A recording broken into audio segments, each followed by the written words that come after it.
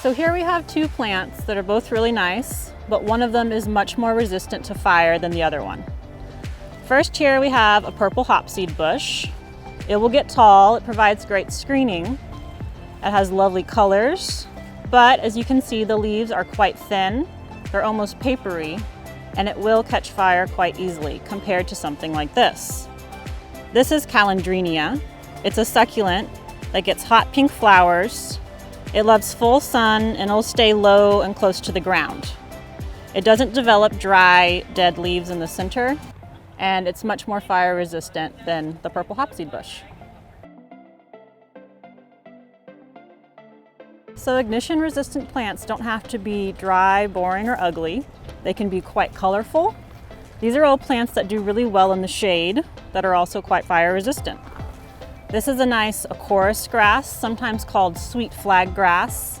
As you can see, it has great color for shady spots, and it kind of grows at an angle. I like to think it has a cowlick.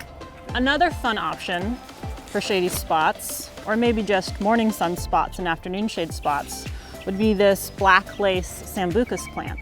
This is also called an elderberry. This plant has really beautiful pink and white lacy flowers in the springtime, and in the fall you get nice berries that are a favorite of the birds.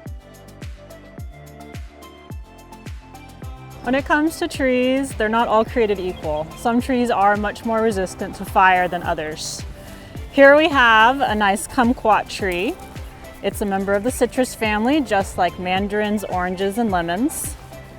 They are not going to develop a lot of kind of dead, woody interior as they grow.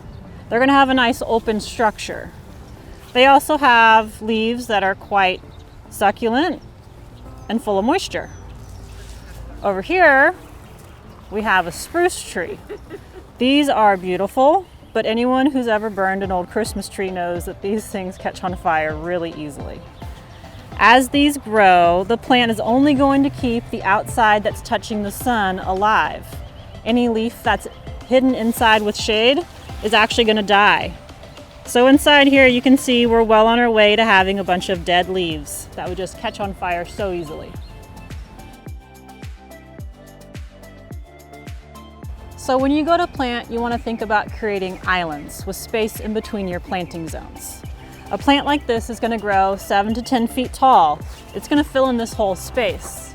You wouldn't want to plant these really close to it because it's going to create a ladder effect and the fire can just go right up.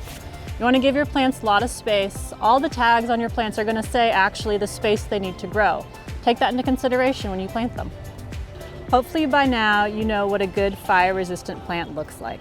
Also, how you plant is just as important as what you plant. Know that you can come to your local garden center and ask lots of questions. We know exactly what works in Napa County.